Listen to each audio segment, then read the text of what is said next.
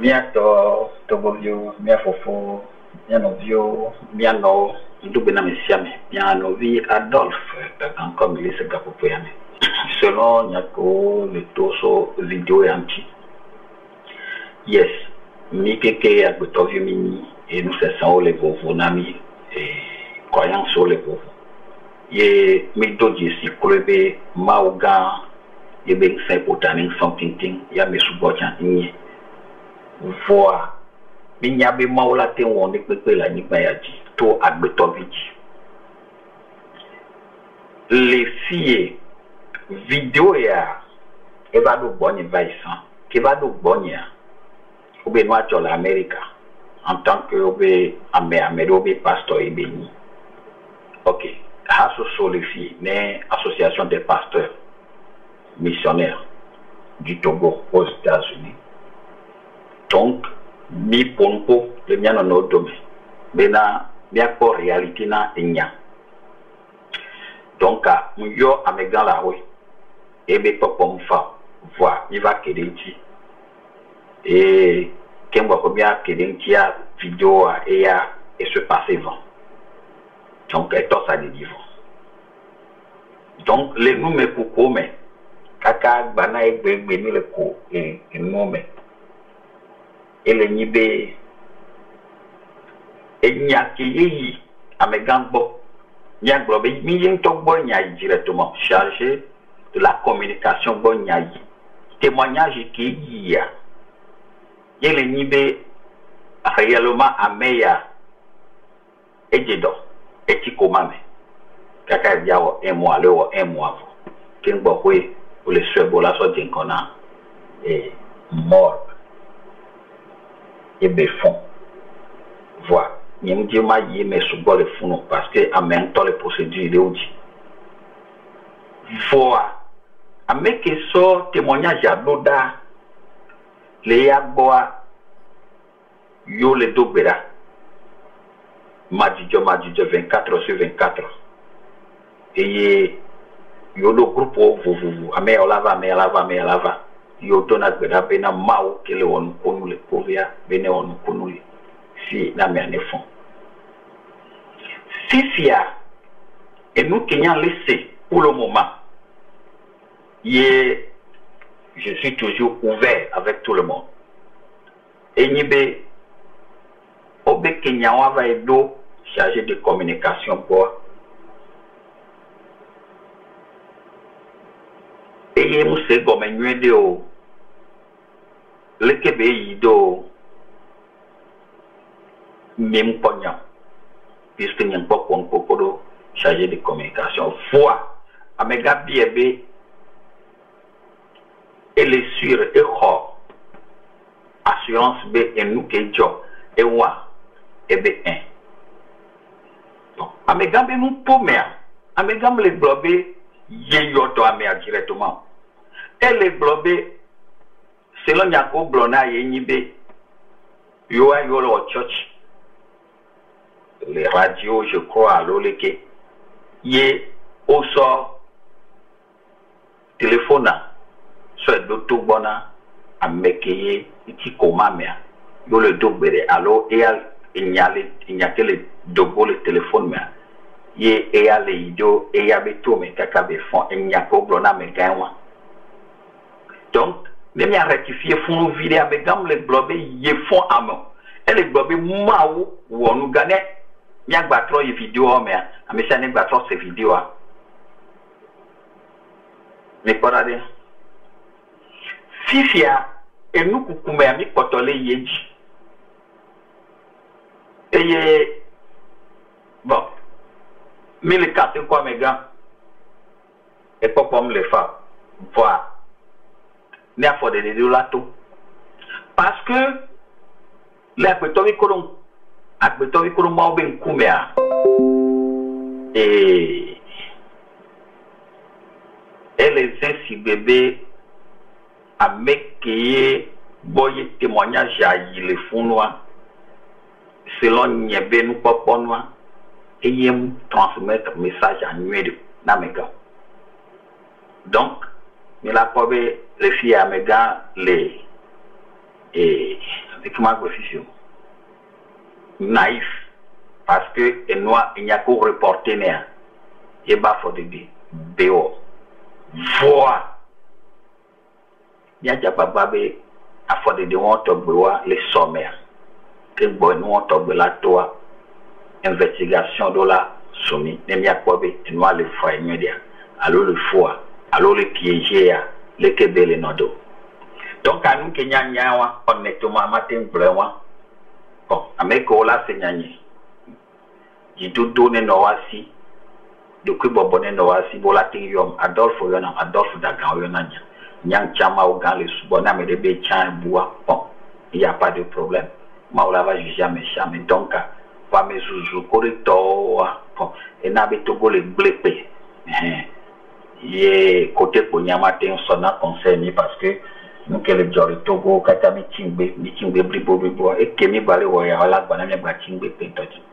Donc, en clair, il faut qu'on avion et nous qui n'avons pas matin gloire, une question de la médecine, la tempio.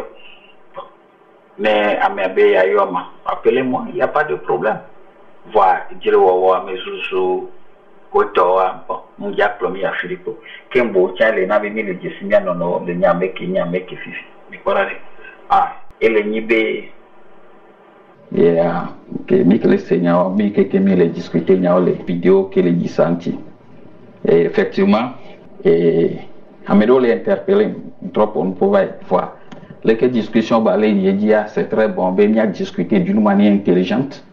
Mais il y a nous mais pas d'accord mais ça mais intervention. Et nous que pour saint-Denis pour niveau le vrai problème est maman Estella Globena. Les Kenya va être à Méagodo. Et nous est concerné n'y a souvent. Ne pas aller. Amérique peut les filles fifi. Les défendre bé et n'y a qu'évangéliste bloa. Histoire et tuer jolé. Fille, allô monsieur, à quoi? Oh les yeux, n'y pas pour popiraro. Bé calme, ah. Amérique peut blood non. Et nous qui aimons les blood les nibé. Et n'y a le Kenya va être bordeaux et m'blaniso. Les nya nous qui goménian laisser les ni bé kemio amégan ye bionya osia. Et nous Kenyan laisser gomé les signes miscommunication benya la non yam. Allo misunderstanding de communication puisque il y a un candidat ici à pointer son message à Sododa. Donc à m'aider la Sododa Kenya n'y dit le Kenya va aider le medo à l'autogodo à me qui khonya le fundade le Kenya va transférer nyana megando mais le pas donc à côté on vient diagnostiquer pour voir bena est-ce que à me que le globé évangéliste nous movire et mots que les envers et les faux et les escrocs et les téléqués sauvages. Bon, il y a personnellement, en tout cas, vraiment, quel que soit nous qui a mené, il y a dit, ayon corina, parce que moi, oui, on doit la nigba dit. Donc, est-ce qu'en réalité, il y a des amenés escrocs? En réalité, il y a des amenés foi. Allo, mi qui te do passe au petit boya, allo, passe au le ou nous biblo, on y passe au faux, on qui n'est amené va au erreur. Par exemple, il y a un pognon les caca, la photo, allo, les kébélés, tout raro. Voix. Dans mes débats, on réfléchit quoi, on l'a béni escroc. Point d'interrogation. Parce que mianto, que le pour nous pour ami de la juromia de que me quoi, à quoi erreur comme il est au mianto, no yon compte, benamide. Et nous, camisés, les ou, les nous, bébé, mes fifi. Ne va tout dire, gota, l'école ailleurs, point d'interrogation. Donc, bon, zélé au léniao, au le roland, au le doit pas le dire ça, au bon activiste, bon. En tout cas, wabe do, ye béni, béni a dit tepe, pour manier kemia sovo, et maman blewa, tout goubenya, et soubo, et kme avec bébé, et surtout que babena nyanyibe, et nous vite que pour la bé, mi ame ale RPT mais alors ame ale uni mais alors ame ale ni et l'effort donc anemi so ame si ame so no jona forade leke majorité latin La une opposition, mais caca la n'avait et doit la voir trop. Point d'interrogation. Point d'interrogation. Il y a bien analysé parce que, par exemple, à m'aider les globés, à moller, le vaudou, les croire nous, bon, et bien les amours scientifiques, inintelligents, tout ça là. Bon, kafla. À messia, mais quel cas a dit fifia. Nous, nous, nous, nous, nous, parce que nous, quand il est donné, non. Kafla. Amisia, mais on a qu'à de BTP. Ne mounia, nous, on a qu'à de BTP. Et Chloé, mais qu'on les rend de activiste soit. Bon, diplôme, amisia, mais on diplôme. À mesdames les miens domaines, qu'on les colle ou à fond, finir avec diplôme, les bachelor, master, et la messia, messi. Bon, mais à messia, mais ta me boubou, élève. À messia, mais ben nous 500, élève. Ni parade. Et nous, c'est ça, mais ça, mais élève. Na me de soit pour les sous-bois. Bon. En tout cas, et toi, na me de Bible là sous-bois. Et toi, mais parade. Donc, c'est dire que, ne amour, tiblé, ou pour d'aller les sous-bois. Kake gbe, yé miao qui mis l'Occident, l'eau miao qui oué, y souclou, voyez mi les applaudis, nous abé ni nueto, bé ni nueto, yé mi le quoi, mais qu'on veut les sous-bois maou, gan, qu'on le Bible là. Ben, affaire, fi que nous n'y a pas les fifio. Mais pas nous n'y a fait que bien les fifio. Point d'interrogation, n'y a rien déjà joué, mais des pépés. Et pas donc, il y a personnellement, on connaît Adolphe Daga. N'y a pas de sous-bon, mais les globes à monnaie sous-bon. On n'y a pas de sous-bon. Parce qu'il n'y a pas de différence. Et nous, que nous, a togbo sous-bon, les chimia, yo, les yégbé. Non, mais il tient la banane, il est libre. Donc, à se dire que l'intelligence, nous sommes tous intelligents. Et même les intelligents, mais c'est matin, et bien choix. L'intelligence, elle en a besoin de choix. Il est raisonner les choix. C'est dire que il n'y a pas de problème que les noirs, mais il y a les diables, mais maté c'est gomme pe. Ma enquête, ma c'est gomme pe nibe. Ok. Vidéo par exemple.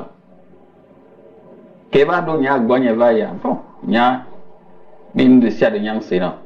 Et tout d'abord donc, on peut vidéo à clair les kepo. Bon, nous terminé. Donc, à obé, il y a une noix de bon, tout est possible. Depuis que c'est possible, voir est-ce que le que noix de les miens faux, à quoi a dit les filles, n'est tout au blododa, togoéwa, au blododa, l'homéwa, point d'interrogation. Founia pour couler, et il y a un médola nia. Par exemple, il y a personnellement d'ici évangéliste dans ma vie. D'ici. Et on peut virer, il me deux quoi. Mais, quand bon mal son courant m'aider à me donner pas sous bon. C'est bien vrai, mon en a du quoi, mais c'est à melo. Nous, il y a chocho, les Kenyans, il y a des sociaux développement qui.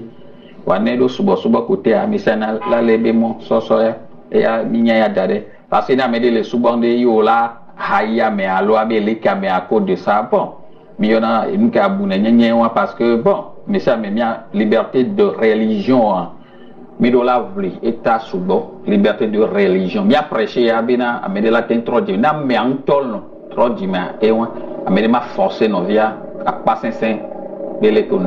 Et le mauchamo on est bérébéré.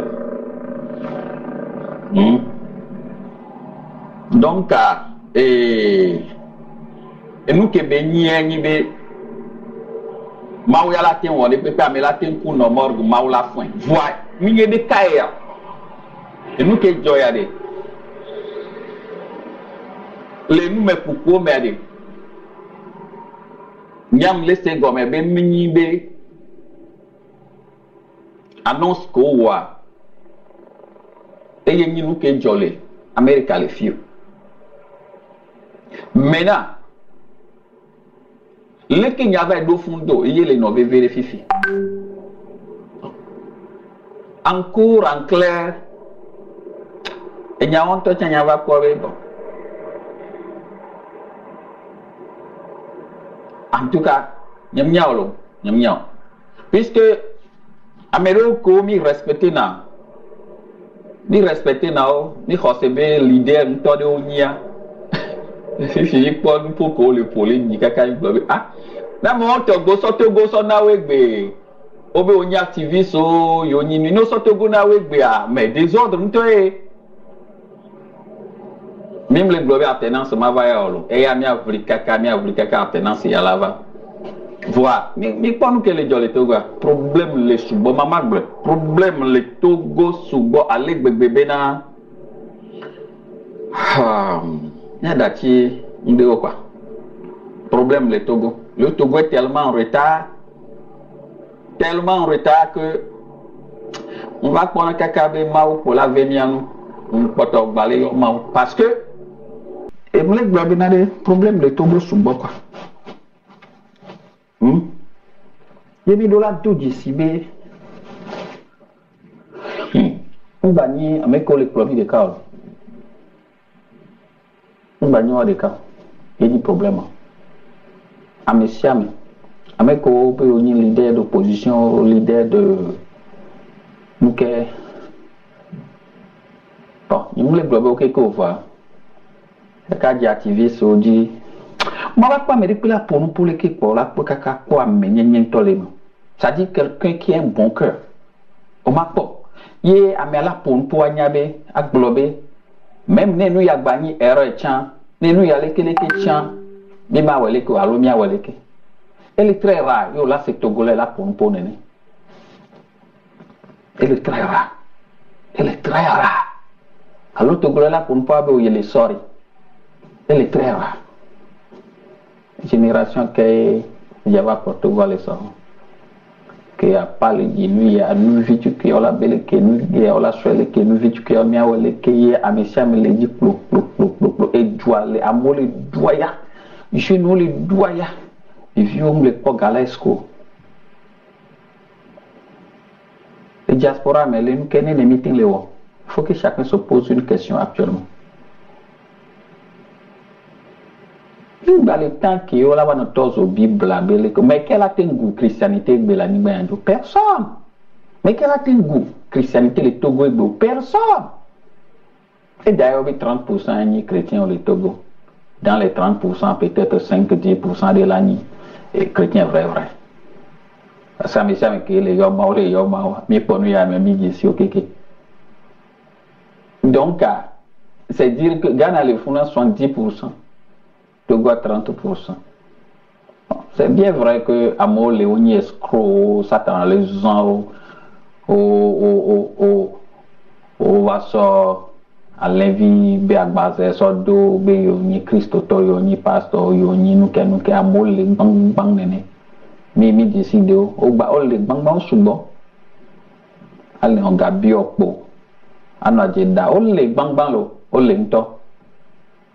Que on t'entend oui na fort bavay ou khogano da jibi wa do be ado tabele keleke ole bang malheureusement ben pas non des problèmes maman gloria et be so évangélisme ma vidéo funu so pastor William so do funu be o ni fo pasteur le soutenir oh be o be o le nabe attenance me va c'est vrai ça attenance amisa me le dia de deux, mais quel est l'idée de citer, de Togoto, mi cite, mi cite. Amérique, le nom, quand mi cite, mi passe à Tonio. Monsieur allait accuser nos liaco. Il était Togo là, on l'a trop.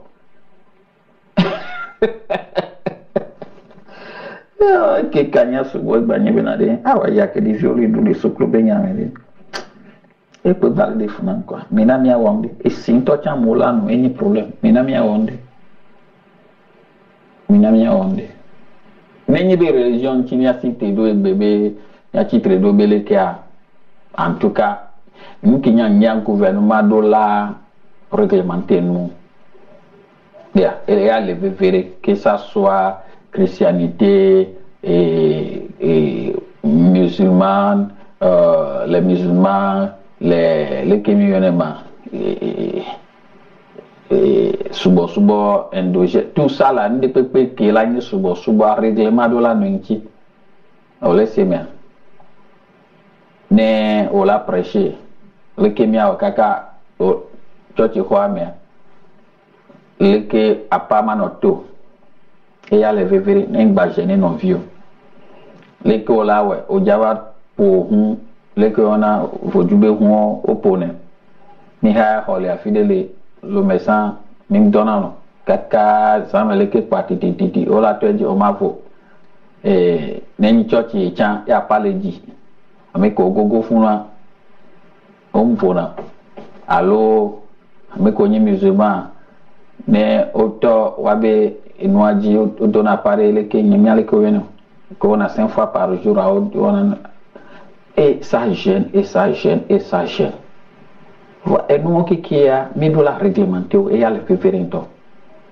Quel que soit côté caméléa, analyse nous de neva mia boutame belle kemia.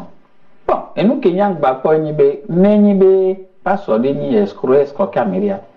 Et hiabe amico escroquia neva samelo. Et nous qui mis de la fion amour, il faut qu'on éduque la masse. Yeah, nous escroquer ouah. Il n'a pas sama. Ya. Et il y a le bébé parce que beaucoup nous qu'on le tout ami d'ici migné. Foufou qu'on le fou à mon migné. Ne pas que d'autres tiens que on n'y nous boule nous gomme à nos fou à mon demain. Migné, ce n'est pas normal. Et on qui a mais nous l'éduquer masse à bien m'aider escroquer beaucoup nous au pasteur benyo et les camionneurs et musulmans béa mais nous Kenya mais justice nous la todo mais nous l'a éduqué population font élever vraiment donc les histoires il y a nyamea non amo le ngolon do nya be vidéo gombe be woleke et oleke amere le blo forto be o so tout d'abord bébé so dia so fort be son allo nyaglo a janvier les forces allo et bébé ina gbedo da pe allo bo do benata na via non ni catholique to bremen to assemblée de Dieu to o coran to ni o nuke o ni o bo kono ne le maître de a miatengle ya miatenga tepe malam nene le lomet de le met de miating là ken boy pas ko le fun le de miating là ya ok ko le lo yeminye minye nyabe Africa be président on to tian satanisme me yo le pa ko le ba me pe le doji le glonyere pe contre franc-maçonnerie lo les sectes américains le doji le do loge et nous ko le tout l'Africa amo le vent homme les bleus Homme les blancs. Amé Bakayoko, ancien premier ministre de la Côte d'Ivoire. Écoute, mais qu'est-ce que dit les blancs, il y a francs-maçons, mais il est dirigé franc-maçonnerie à la Côte d'Ivoire. Nous, que Jonathan, Nyaboué. Donc, à nous, qui allons pour notre terrain neutre, dit parce que, à mes défis, là, tu sors de l'état, mais hey, nous, quand tu es blanc, parce que peut-être touché, ouais. Peut-être touché, ouais. Alors qu'il n'y a que les faux pasteurs. Nous, quand il y a généralisé, Américains doivent over-generalize. Non, c'est pas sérieux. Américains, mais que les Kadifia, les familles, mais Amédéni chrétien, quand vous avez l'année et nous sous bâton. Faut $1000 notre jour. Ne m'y playade. $1000 notre jour. Ne m'y playa. Adjiraji, comme y'a nos caca. Maintenant, c'est à la va, à coup sûr. Oh, à coup sûr, et à la va. Voici que la va hodjoua. L'école de Yawedo. C'est ça. Ameko ne doit pas. Bon, les activistes, et nous mérons bénilo. Voici le premier son honkoya. N'y a son obougal au nuit boya. Et bien, ayez pour le dia, l'oleko. N'y a pas les filles. Et n'y a les filles. Non. C'est pas sérieux. Nous, que nous avons tout. Conférence nationale souveraine. Mais diaspora va payer concours mais bleno les fonds quelqu'un dit les doit y avoir bien allons d'adia non avec qu'on y activiste ça mais que n'y activiste en toi va m'aider contredire benade qu'autant nous a dit à mes mais de côté mauvais à mes mais de côté bon avec qu'autant dit que boy avec que tu côté mauvais là nous va se voiler qu'au sort début mais qu'il y a beaucoup bosso Europe à l'Amérique, avec des orgueils, nos bobos de gomme, yo wo susu media, conférence nationale qui est mis, kvaliobe souverain, to kakaye, ye yadima, mi terrassé, fois, ou dans, on peut soutenir, wa pauli, yi, gole, nouoji, kaka, ou antol, centre de Chine, et 10 000 kaka 30 ans, ameko kuwa, wabi, la bio, ola bio, moi le wago de kari. Ameko ba leji egbe que nkoke ola yo na nyemio ta so mi le blanc et que nous les musulmans mi le blanc et vodou no mi le blanc et activistes mi le yo politiciens mi le yo il wala bio amesia me de ka o croire mawo ele la bio de on di si ade sike ko ra nyigba famille de pepe ke gbegbleva il va aller fou elle a bio nyem le profita me de polo réalité me le glossia elle a bio ameko wa mais donc il faut qu'on fasse attention dans nos propos. Mi ating à messieurs latin ou les nous pourrions mais avoir nous qui y les actuellement il faut qu'on se ressaisisse. Il faut qu'on se ressaisisse parce que nya bovea nya yifunu podok maule wole funu mais ma croire ça dépend et mau ko tian hodji c'est allo à pour théologie bon c'est pour toi nya ma condamné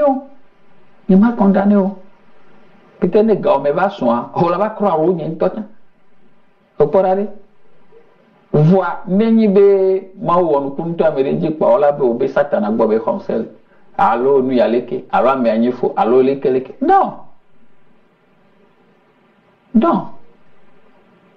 parce que il y a au monde politique parce que politique ou don bien ça fait 1 de 2 amelo au fond là au fond bon il m'a été accusé amesia matengi l'idée à non konan de ou la amedela ni l'idée le côté de amedela ni del côté de ne aller wa mais parler amedela ni l'idée la fide amedela ni l'idée la fide. Donc, en tout cas, nous, Kenyans, mes frères, nous allons bloquer. Nous avons Adolphe Daga. Nous avons les American Togolese Community.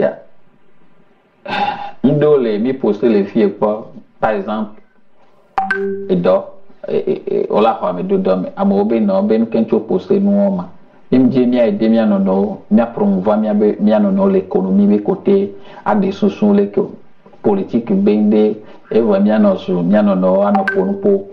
et plateforme les bang va nous kemel pole me so bena et au lieu be mia za plateforme moi so tu mia lokyo na me di janya mia le alors ne mia fond de titre hein problème de la filière bien régler problème ensemble mais quoi me kedo don nous kemiten solo so be le gede amesusu anotibe no vioni tiani kwa ne asite a kando ji kwa to egbegble kono vidéo ko le dit ça ameko le pour nous pour le dire ça mais qu'on va ni ou mais qui est qui plus que qui c'est ça le problème qui est qui plus que qui obia suboué tu es libre no we have hotogoa no po no vie mlo nyodia you go and do it allons gadia nyamnya no limité be l'idée à pour la pronom le Togo nyam kan di bo limité on kana be de ko be le kia ni ve donc ko de won ke be la o donc nya nke nyang pole nu ya me c'est décevant parce que au mano poka fla zevezeton nous pour quoi mo le poids rare la quoi me qui veton de la nya be me menton to be nyam le blo éducation so club be nyaolo diplôme le fun doctorat mo hova nous comme ça l'Afrique nous comme ça c'est bon d'avoir les diplômes c'est très bien j'en veux mais nous attends en tout cas nous Kenyans posoir ya mabla ne Amérique ba ko le bla nya magba non vous vivez magba non c'est magba trova ne Amérique ya ponto pour elayo on va se parler et akwe le bla le jibe numéro na Amérique pour élection na ma pompo qui monsieur Gobe il y a tout ne Adolphe et donc on va les défendre évangéliste nous vibe et donc bra fo amelo on les défendre nous ken les blonyibe amole yon passo nyabe et Jessie ebe Jessie donc yo no le pour le fille ka interpelle na yon konya ameke so no ava tituma Claudine et so no ava tituma so vidéo qui est so jaole journée bon ne moi expliquer les filles Kenyan quoi vidéo à tituma mais de que bronya ya bebe neme wa ce n'est pas mi beneme et qui est so mochen so les bové be moaji le funu ke bola wa do goudron a ci ganga le moaji be vo va na funu le wamo au église presbytérienne évangélique be pastor les gens le funu on va do alors que mo y ame subo ina prière le funu kaka ji soja ganga oji préfet to pa mo to chan so mo tien so to mo ina agbali pen mo le bebe amo subo satana o kaka va ci kona agbali pen bon ils sont libres de chercher, c'est pas.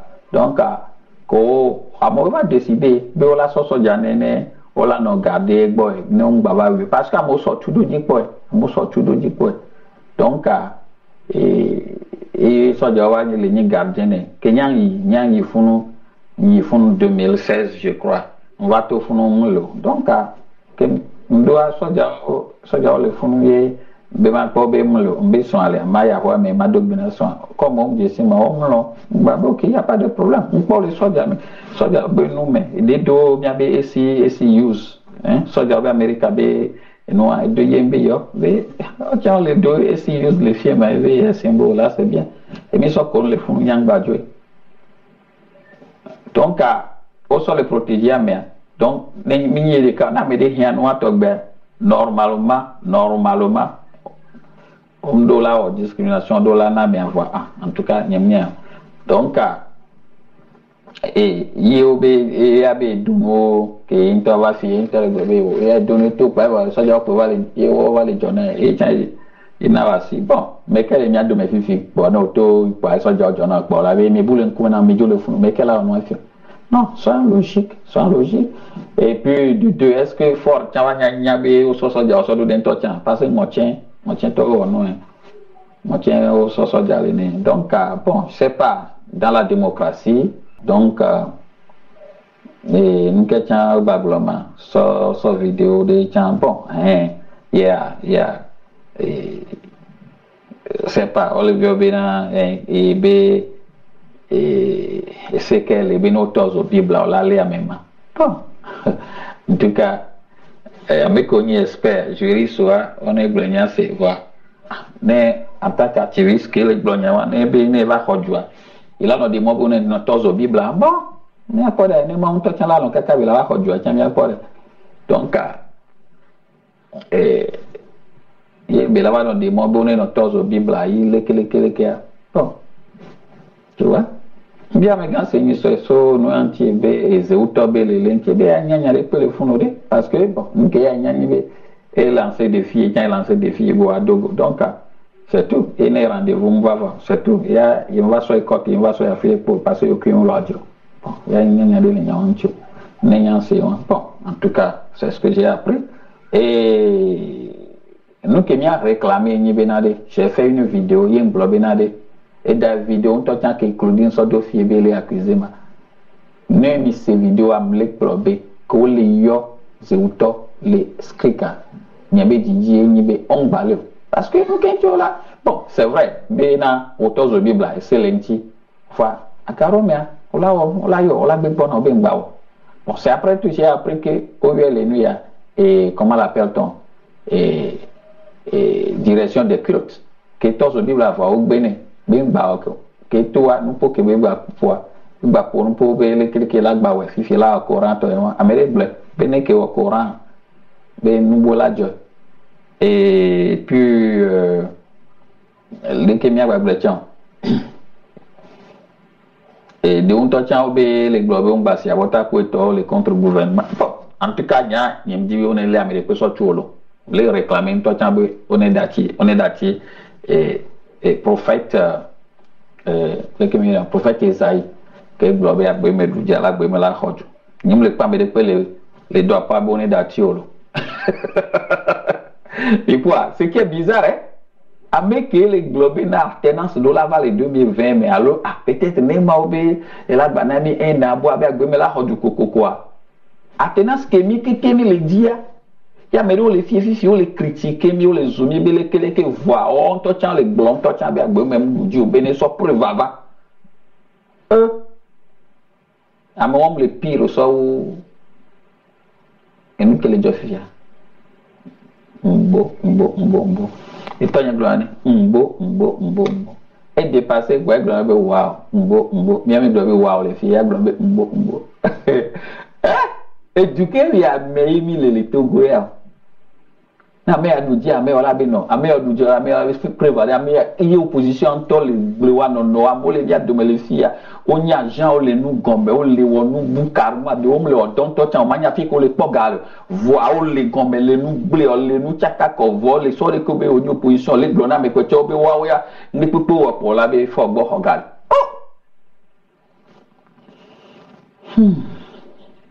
en tout cas on peut se ballon on va vers dominer mieto dès que mi o mi anodua e po nchan leji na me de wo re mi ado mi asoke ni mi na nyido ju eta kele mi asiade mi aso odo subo mi ajiga mi avec pedo wa me no nchi mi avec pedo wa mo nchi ama odo gbeda no pre ne ke hia mi awo keka pa maola no jina Togo po yi mi se me da so we ya ke mi le wa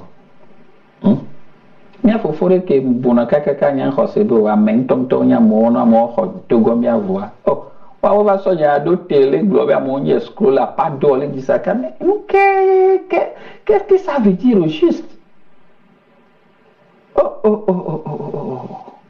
et avec ça quoi on va y élection be marine d'accord ya milelo nous sommes ensemble hein, on se connaît hein on se connaît hein? Démocratie le yawa nani le Togo oh démocratie la nani le Togo oh alternance la va quoi et ya me de lo démocratie la nani le Togo amo keke mi atro le Togo a l'ombre d'aja mi do la nyawa wala ni be no pomela mi do la nyawa parce que anigba ya diari mi afike mi le yo anigba ya diari mi nya quoi hein peut-être avec que le doit pas le yobe escroc et on dit na me ode pas le communia peut-être lo peut-être on to le fia o on dit na me nyede pas peut-être lo peut-être nyamo ndi na me ode pas lo peut-être lo que so mi nya va dogoa la pa mi la be we wonu ya pa oh c'est vrai nya ode mi disi o la be lekeleke ke gba me la gbo be yiko ame ale ko npo ko ame alo lekeleke ame nya me yele ko la gbo be yo ame nya me wa donc allez Midoula est school de sagesse quoi. Allons à l'école de sagesse. Hein? Ne m'y a-t-il non du quoi? Parce que comme la fille de Paul, n'enque pour la c'est améakou, n'enque pour la c'est améakou. Zandre ya lato, on la souhaite on a dit be GoFundMe, benya joga. Leke, mi rien non la ni bien dit. Et ce que là qui si améré mi anu que la jo ma o de ka ko yen lo. Donc tade, ya sonya on so do nu po ano yonko na me. Que ye ne mi gba fon na ma ucha ye ko le ma ba me no gba krara me acha mais attends la nyawa wolo mi do la nyawa franchement de kukwe mi do la nyawa nous ko mi le wo le Togo ah politique te ato vidéo voilà me ko gba ni ma ba me wa mi do la bu mi no vidéo sinon en tout cas mawia e potole bio na hokwe ma bio na ho mi do la nyawo mi adogu mi anu no chi mi asoke mi anu no mi conseil mi anu no mi ponpona mi anu no nya conclusion que mana enyibe mle globe mle ji fo akoya be numéro parce que nyam jisio me de pepa na yo ne so no ne mario ma pom que les jolly de côté ça fait 1 2 discussion mais nya jagba bena nya fion mi non parce que mi le provoquer une américain on avait hatred ya nyo mi nyeto Africa mi we wonu fa mi mle ya Philippe Togo mi we wonu mi mle ya Philippe mi tingbe chan mi tingbe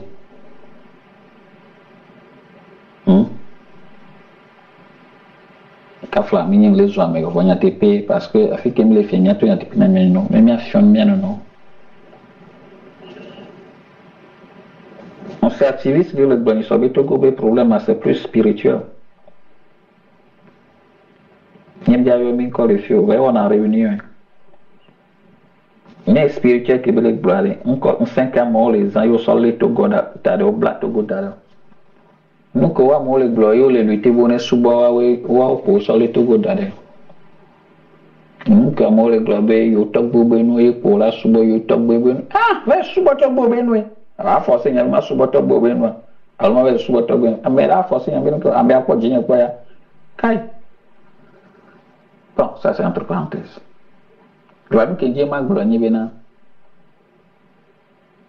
Mia Jagwagba, na mere jibenale, il a eu évangéliste Mozi, ne tient la CB et côté.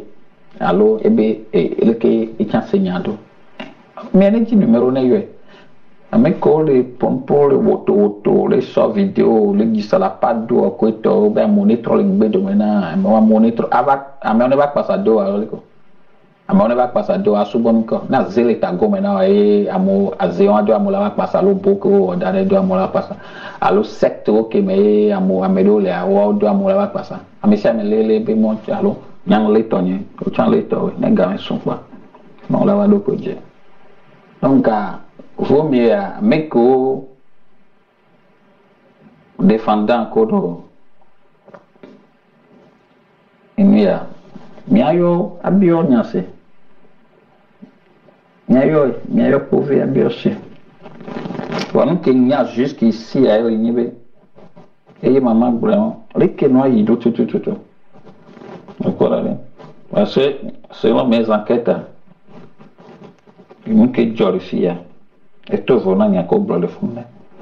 Les que n'y a saut, fikabe saut, kakawado fondo. Les causes c'est gomedo, Sophio. Avec les c'est le fond, les Québec c'est gomedo. Les caméras va transférer n'y a donnant nouveau. Les que et dit Joya Dogaka normalement peut-être la prendre temps de à enquête yen tobo m'voulant kake. Que bio amédia mais bon be vérifier là. Oh be vérifier et on les comment on appelle ton téléphone maintenant il n'y a qu'au le téléphone mais il et vérifier à cette soignon sobre. Que y a un peu vidéo en attention. Est-ce que une investigation pour être subi à aller mais qu'un au public? C'est ça ma question. Donc à mini mi va les défendre be o nya TPB y do grande mi nya que mi le blanc non. Ah mais le blanc encore nya to na be non, c'est pas ça. On va me le défendre les défense que amole wa mi be nécessairement le globé o néné pour le quoi benade minye be nécessairement no vieux ou nous nyo pa va pas la to di nko atoyo na me ngbani nko de kwa atoyo même agbeto be esprit saint o yina cho chomi na cho tichan agbeto be esprit saint donc no le oya en tout cas fin tous les mais pas fin tous les lo yale c'est vrai nyami shinka kaya va maman que pour va efia et tiens et si on me vidéo là pour na mi yo mia so sem nenência donc minha blog essa nenhuma missão bye bye bom